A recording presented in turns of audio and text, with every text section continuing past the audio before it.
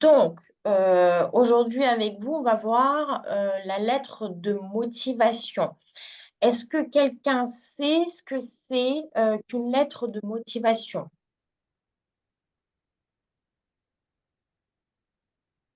À qui on l'adresse? À qui on adresse la lettre de motivation? À gauche. Pas comment on positionne les choses, mais à qui on écrit? À qui est-ce qu'on écrit la lettre de motivation? Le manager qui Oui, l'envoie euh, pour l'emploi.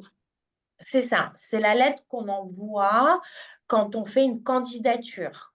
Une candidature, c'est un CV plus une lettre de motivation. Avant, on écrivait à la main la lettre de motivation, mais maintenant, de plus en plus, on écrit la lettre de motivation donc sur l'ordinateur, hein, c'est possible, et en plus, on écrit la lettre de motivation directement dans le mail. Pas obligé de faire sur Word, etc. On peut mettre donc, notre lettre de motivation directement dans le corps du mail. Donc, à quoi elle sert la lettre de motivation? Est-ce que vous savez ce que c'est et pourquoi on l'écrit? Qu'est-ce qu'on va écrire dedans, dans la lettre? Pourquoi je suis le meilleur candidat Mhm. et un peu plus d'informations de moi que le CV. Oui, oui, oui, tout à fait. Dans la lettre de motivation, on va se vendre, dire pourquoi est-ce qu'on postule pour cet emploi. On va dire ce qu'on peut apporter à l'entreprise avec nos expériences et nos compétences. Qu'est-ce qu'on peut apporter à l'entreprise? Hein. Pourquoi on postule à ce poste? C'est une lettre explicative. On va expliquer tout ça dans la lettre. Euh, Donc, dans la lettre de motivation, on va devoir rappeler nos compétences qu'on a mis dans le CV et les raisons pourquoi on postule pour ce poste. Hmm. Alors, je vais vous partager mon écran.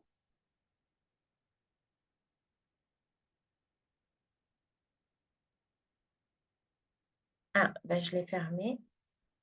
J'arrive.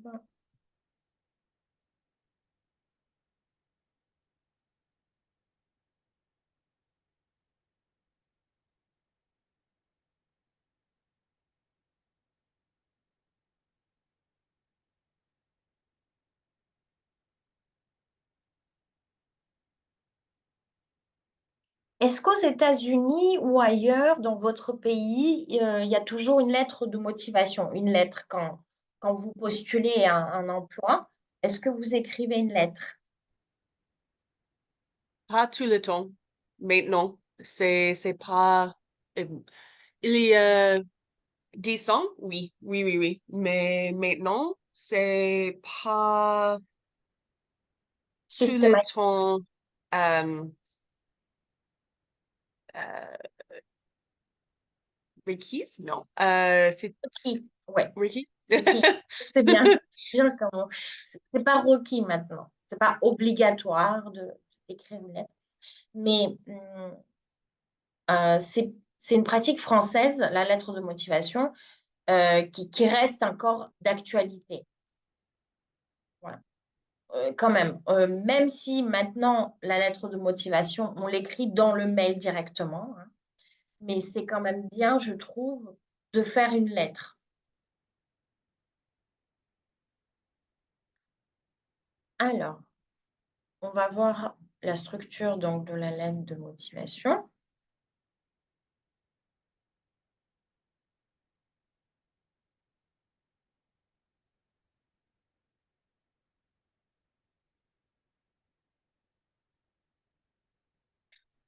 Alors, Est-ce que quelqu'un sait comment mettre Word en page entière pour qu'on voit bien?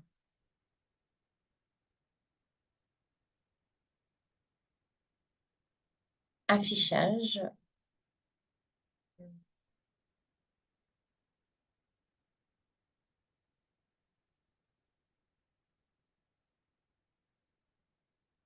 Ah, voilà, super. Donc, euh, ah, bah, elle ne s'affiche pas en page entière ici.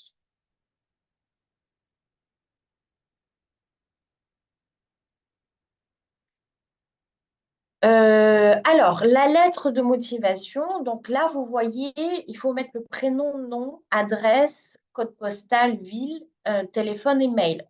Là, qui qui est-ce qu'on met ici? Est-ce que c'est le destinataire ou l'expéditeur de la lettre?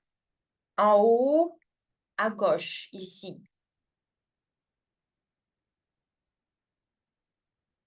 Quand on écrit la lettre, donc ici, on met prénom, nom, adresse, code postal, ville, téléphone, mail. Mais c'est qui ici? Est-ce que c'est nous ou est-ce que c'est le directeur de l'entreprise ou le manager? Nous. Non? Oui. Donc, Nous.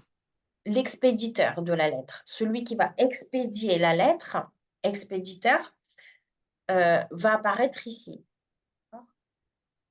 Celui qui va recevoir la lettre, donc le destinataire, va apparaître ici. Hein. Donc, d'abord, le nom de l'entreprise, à l'intention de, ensuite, le nom de celui qui reçoit la lettre, madame, monsieur, plus nom, l'adresse ici, ensuite, de l'entreprise, code postal et ville. D'accord? Dans cet ordre-là. Ça, c'est des lettres officielles françaises. Donc, l'expéditeur ici, le destinataire ici. Ensuite, on met la date et le lieu, en général, de la lettre officielle. On met toujours la date à laquelle on écrit, plus le lieu, hein, sous la forme de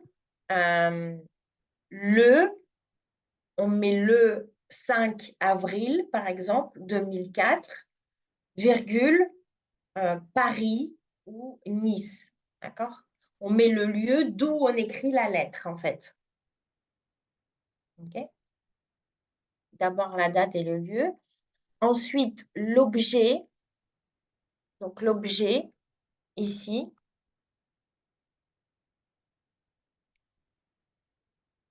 Donc, on met le thème de la lettre, hein, candidature, par exemple, pour le poste de coiffeuse, pour le poste de manager, etc.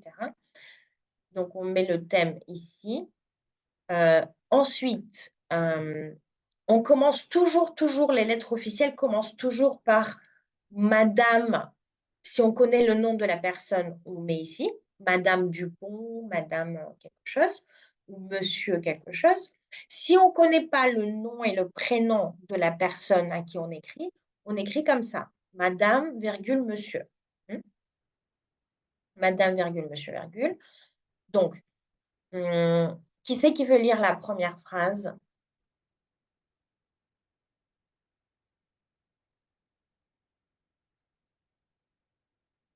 Est-ce que quelqu'un veut lire cette phrase-là? Oui. Par cette lettre, je vous propose ma candidature pour les postes de coiffeuse au sein de votre établissement. Très bien.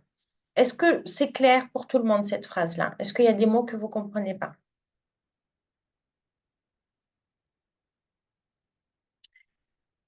Donc, la première phrase va dire auquel poste on postule, à quel emploi. Là, c'est l'emploi de coiffeur, coiffeuse.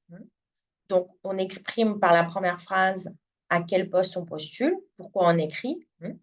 Ensuite, on se situe, nous, au temps présent. Au temps présent, on peut donc mettre actuellement ou en ce moment, par exemple. Hmm.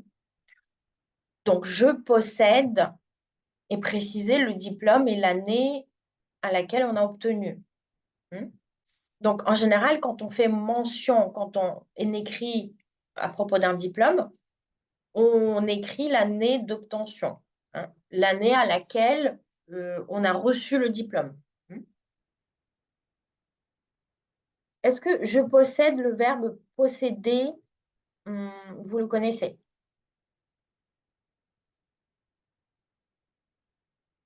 Plus ou moins. Posséder, c'est avoir. C'est une façon plus jolie, plus belle, plus soutenue. En fait, il y a le langage familier et le langage soutenu. C'est une façon plus soutenue de dire qu'on a quelque chose. J'ai un diplôme, c'est je possède un diplôme. Si, OK? une question. Oui. Si j'ai reçu mon diplôme ou mon licence il y a 20 ans, c'est encore bon pour euh, Oui, je une pense qu'il n'y a tu pas es de... là. OK. Mm, mm. OK. Euh, Après, on peut faire mention de d'autres diplômes si entre-temps tu t'es formé, si tu as eu des formations en plus. C'est toujours bien de dire que tu as eu des formations en plus, quand même. Hmm. Si ça fait longtemps, si tu as fait des petites formations qui peuvent servir, qui peuvent t'aider pour avoir le poste, c'est bien de le mettre. Hmm. Qui c'est qui veut lire la phrase, celle-ci? Je peux. Mhm. Euh, j'ai également suivi des formations complémentaires comme, euh, ouais, comme quelque chose. Tout à fait. C'est ça qu'on disait, hein. C'est toujours bien de préciser des formations complémentaires, hein, qu'on a fait, qu'on a effectuées. Euh, OK. Ensuite, après les diplômes, on parle de compétences, compétences professionnelles. Donc, qui c'est qui veut lire la suite? Oui, je peux également développer mes compétences professionnelles pendant les différents emplois de coiffeuse effectués ces dernières années. Effectuer, effectuer Effectués. ces dernières années. Est-ce que c'est bon? Est-ce que tout le monde comprend de quoi il s'agit?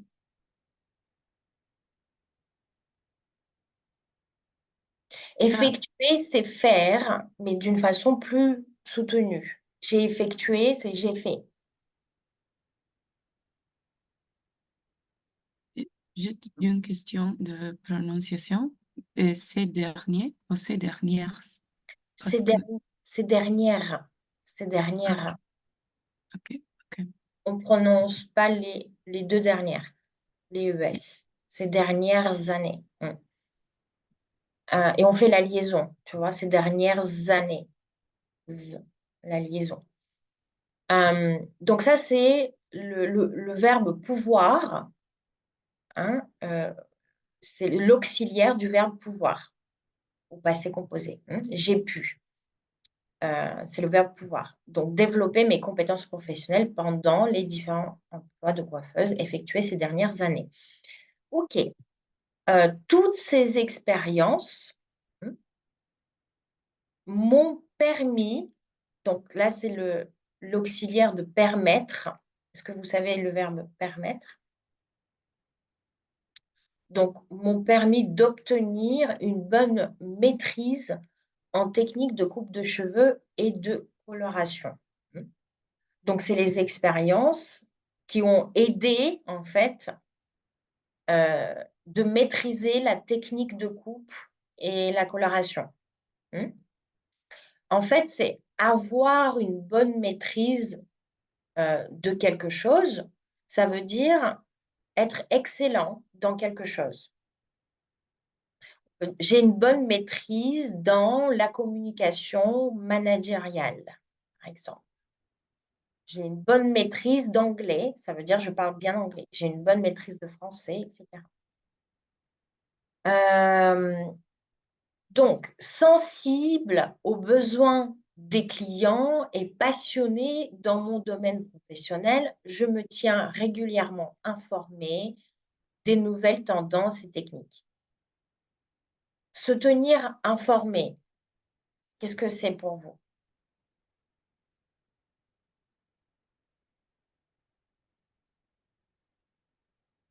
Est-ce que ça va, cette formulation? C'est se tenir informé de quelque chose. C'est prendre les nouvelles, en fait, se tenir informé. Consulter les nouvelles, en fait, les nouvelles tendances, c'est quelque chose. Se tenir informé. Donc ça, c'est les qualités. Ensuite, après les expériences, les compétences, les expériences, et là, c'est les qualités. Elle dit quoi? Elle dit qu'elle est sensible aux besoins des clients. Ça, c'est une qualité. Et passionnée aussi. Ensuite viennent les qualités. Ensuite, elle dit qu'elle est dotée d'un bon sens relationnel. Être doté de quelque chose, c'est une façon élégante et soutenue de dire qu'on possède, qu'on a quelque chose. Pareil, je suis dotée de, si on est une femme, on met et eux en fait. Je suis dotée d'un bon sens du commerce, par exemple. Ça veut dire que je sais vendre. On peut dire je suis dotée d'un bon sens de commerce, sens relationnel ou autre. Être doté de quelque chose, c'est avoir quelque chose. J'ai pu, au cours de mes différents emplois, être chargée de la prise de rendez-vous téléphonique. Donc, ensuite, là, cette phrase-là, elle justifie qu'elle ait un bon sens de relationnel. Parce que pendant ses emplois intérieurs, ça veut dire ceux d'avant, intérieurs, elle a été chargée de la prise de rendez-vous téléphonique. Donc, elle a été beaucoup au téléphone, ce qui va avec le bon sens de relationnel. OK, donc là, elle dit ses qualités. Alors, ici, qui c'est qui peut lire la phrase d'après?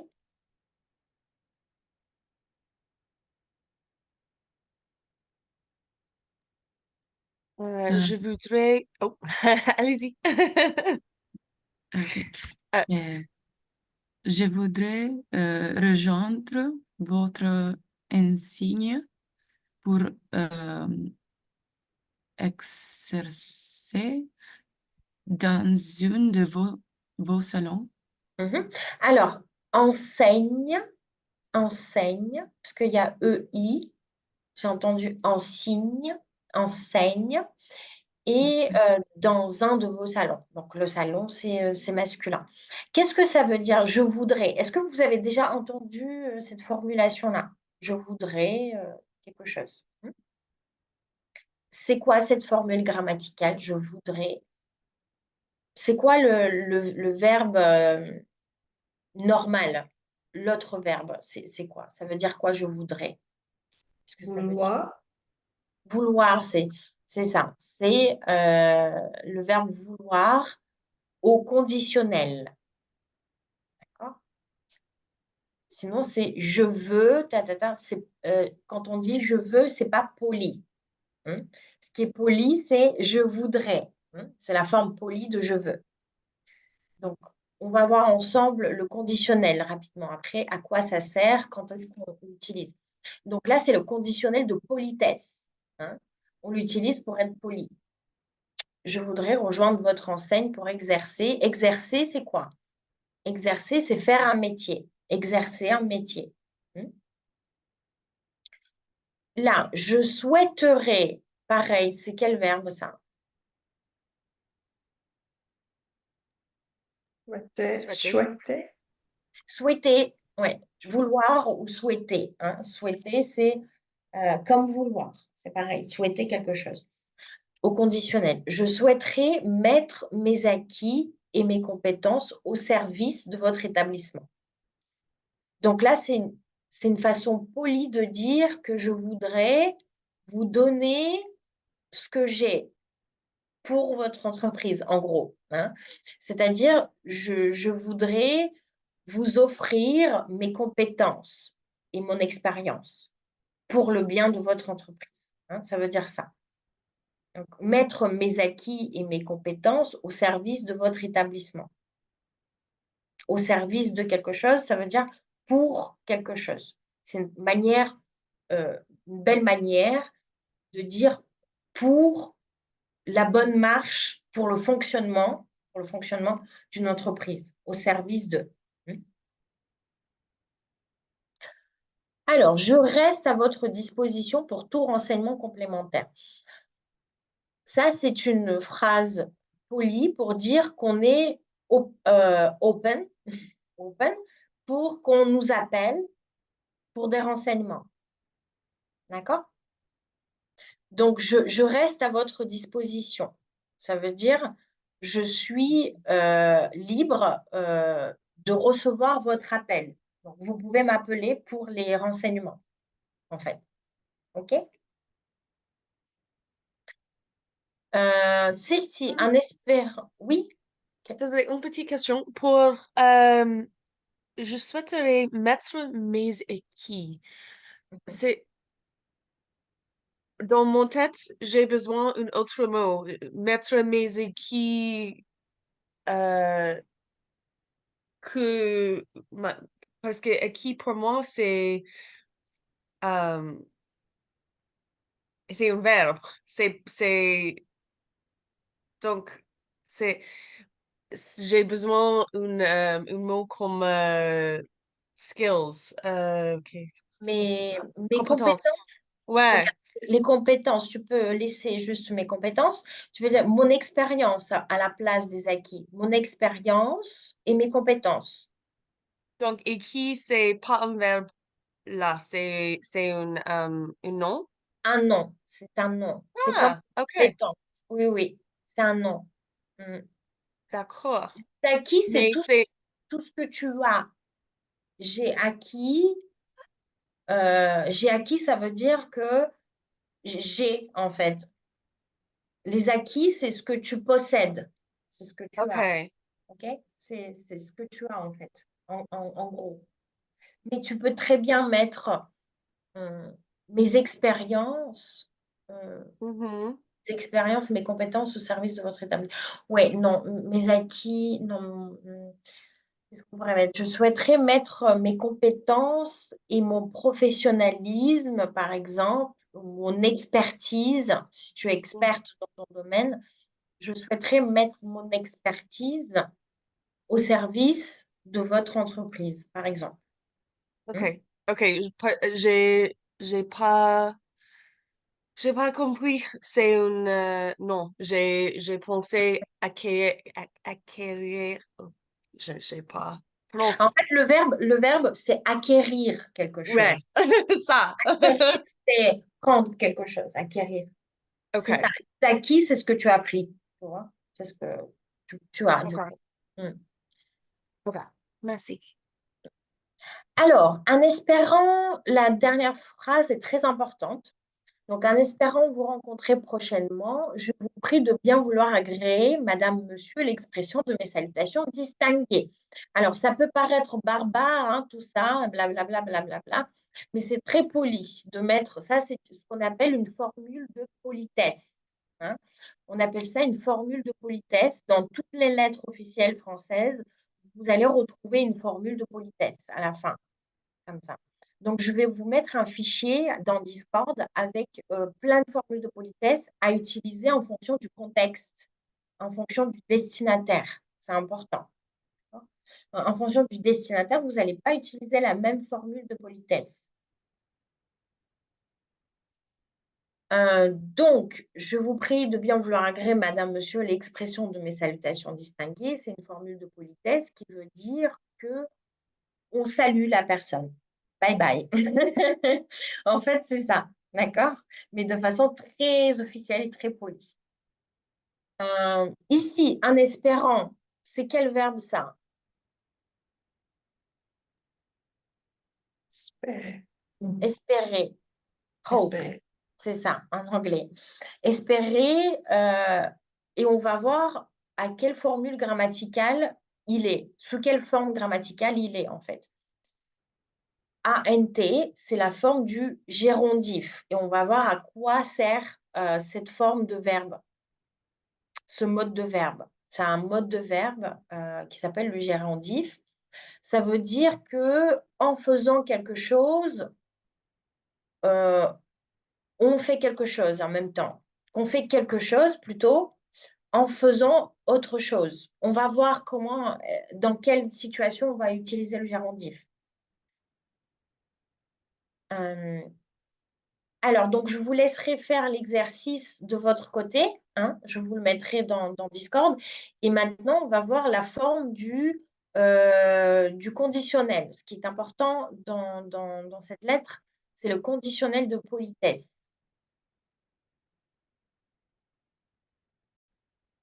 Alors, on va voir le conditionnel de politesse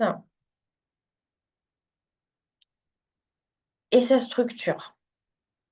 Alors, déjà, le conditionnel de politesse, on va apprendre à utiliser le conditionnel présent.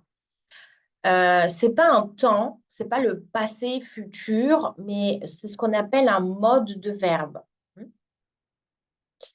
C'est un mode de verbe. Il va servir à exprimer donc la politesse, hein, par exemple, de dire d'une façon polie quelque chose. Pourriez-vous, s'il vous plaît, répéter la question, par exemple? Pourriez-vous me passer le sel? Could you, par exemple, c'est la même forme. Un souhait, par exemple, on aimerait quelque chose, on va utiliser le conditionnel. J'aimerais partir en vacances au bord de la mer. J'aimerais vous dire que vous êtes très belle. J'aimerais vous dire que un compliment, par exemple. Ou j'aimerais vous demander quelque chose. I would like to. J'aimerais, c'est would. En fait. Un conseil aussi. Quand on donne un conseil, plutôt que d'utiliser l'indicatif, on va utiliser le conditionnel. C'est plus poli. On va dire, pas tu dois arrêter de fumer. On va pas dire ça. On dit, tu devrais arrêter de fumer. Là, c'est le verbe devoir au conditionnel. Tu devrais faire ça. Tu devrais aller là. Tu devrais t'asseoir. Tu devrais t'asseoir, par exemple. Euh, pour conseiller quelque chose à quelqu'un, on va l'utiliser aussi. On va l'utiliser quand quelque chose n'est pas sûr. Pour faire une hypothèse, par exemple. Pour faire une hypothèse de quelque chose. Si j'étais maire de Nantes, je construirais un nouveau pont. Qu'est-ce qui est au conditionnel ici? C'est quoi ce verbe? Construire. Oui, c'est le verbe construire au conditionnel. Et ça, c'est l'imparfait. D'accord? Pour faire une hypothèse, on utilise l'imparfait suivi du conditionnel. Si j'étais riche, je ferais une villa. J'achèterais une villa, par exemple. C'est une hypothèse. Je voudrais installer des bancs publics où les personnes âgées se reposeraient, hypothèse, hypothétique, elles se reposeraient, on fait une hypothèse. Elles pourraient, hypothèse, ainsi sortir plus souvent.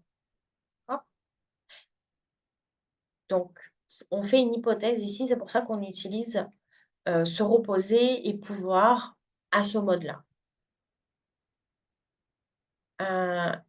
Pour exprimer un futur dans le passé, je ne pensais pas, passé, que tu viendrais. D'accord? Le futur dans le passé. Alors, comment est-ce que ça se forme? Je vais vous mettre aussi des schémas de la construction du mode conditionnel dans le devoir que je vais vous mettre aujourd'hui, hein, dans le Discord. Comme ça, vous avez tout. Comment ça se forme? Donc, je, c'est AIS, tu, AIS, il, AIT, nous, ions, vous, c'est IE et il, AIENT. Je parlerai, tu parlerais, il parlerait, nous parlerions, vous parleriez, il parlerait. Finir. Je finirai, tu finirais, il finirait, nous finirions, vous finiriez, il finirait. Et prendrait, c'est pareil. Base plus la fin.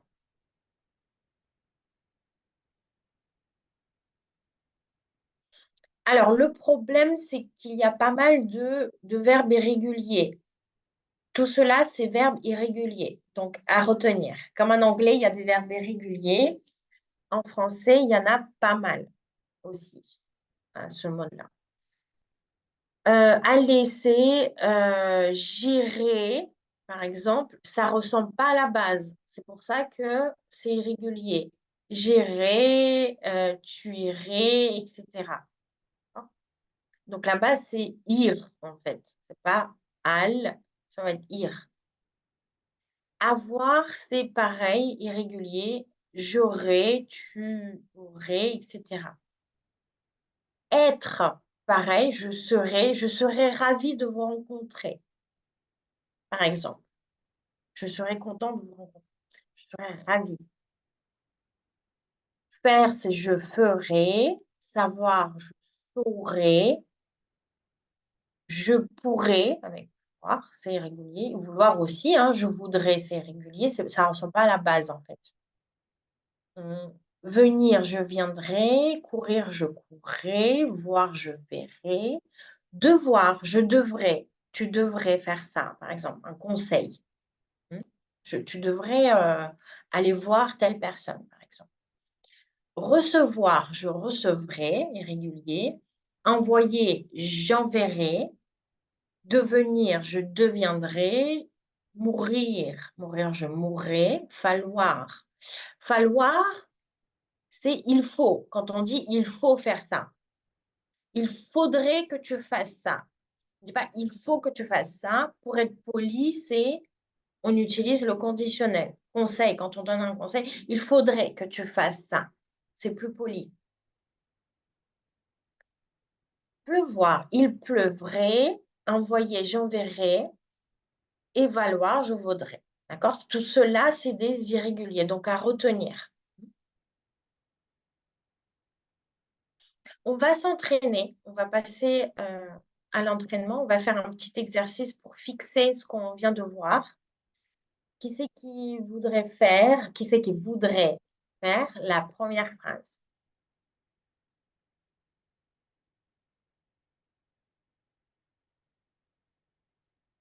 J'aimerais contre le monde entier. Qu'est-ce qu'on met ici? Quelle lettre? AIS. Oui, AIS. J'aimerais connaître le monde entier. Très bien. Il.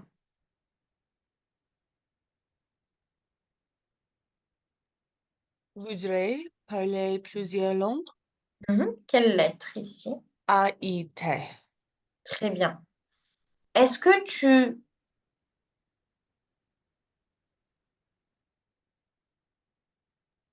Qu'est-ce qu'on met? Galerie? Souhaiterais Qu'est-ce qu'on... AIS. Très bien. Tu souhaiterais à Yes devenir écrivain. La 4. Pourrez-vous parler Alors, c'est pourriez. Pourriez-vous? Pourriez-vous. OK. Regarde, c'est pareil que celui-là. Y est. Pourriez. Pourriez-vous? Pourriez. Très bien. Pourriez-vous parler moins fort, s'il vous plaît? Très bien. La 5.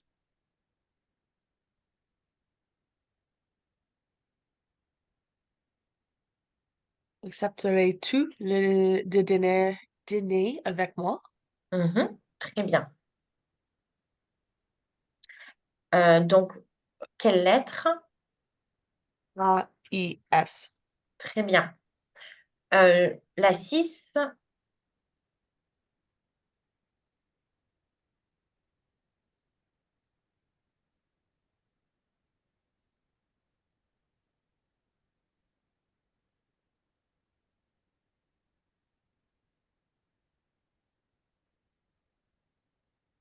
Dalrine, qu'est-ce que tu mets ici? Désirer, so, A-I-S, Je désirerais. Rerais, en fait. Ça donne je désirerais. désirer. Prendre rendez-vous. OK. Il est tard. Il.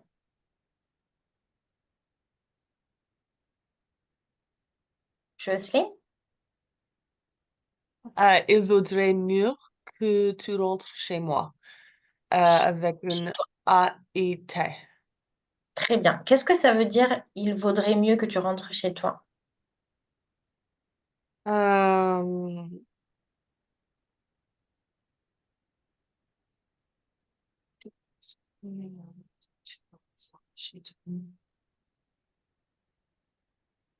euh,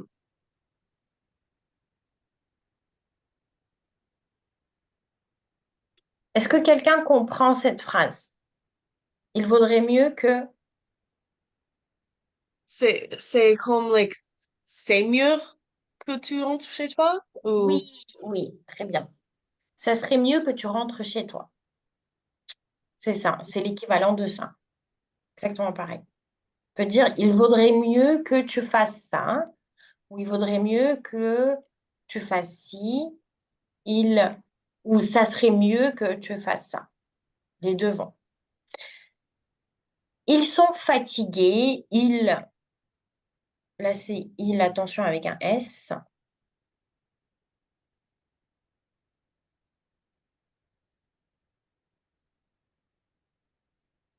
Qu'est-ce qu'on mettrait ici, Stéphania? Qu'est-ce que tu mettrais? Perions. Alors, il ferait. On ne prononce jamais le ENT hein. Dans les verbes. ENT, à l'oral, on n'entend pas. On n'entend que AI. D'accord? Comme se dit autrefois. Ils sont fatigués, il ferait bien d'aller dormir. Il ferait. OK. Ferait. En fait, on n'entend jamais ça. On n'entend que AI, ça fait E. Il ferait. OK. La 9,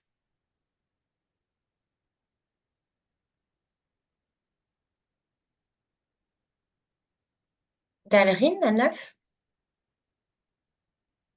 Tu as besoin d'argent, il faudrait un emprunteur. Je ne comprends pas emprunteur. Qu'est-ce que ça veut dire? Emprunter, c'est prendre et rendre après. Tu prends et après tu rends. C'est ça. Ok, d'accord. Oui. Tu devrais demander à ton père. Il faudrait quelle terminaison? Et A-I-T, Très bien. Et tu devrais. A-I-S. Très bien. Et enfin, nous Qu'est-ce que ça va donner? Nous devrions.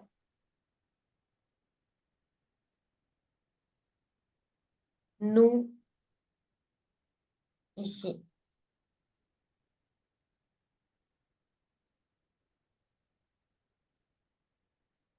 Jocelyne? Nous devrions passer plusieurs mois à l'étranger. Ce serait une bonne expérience. Parfait, super. Nous devrions passer plusieurs mois à l'étranger. Ce serait, hypothèse, c'est une hypothèse en fait, ce serait une bonne expérience. Est-ce que ça va?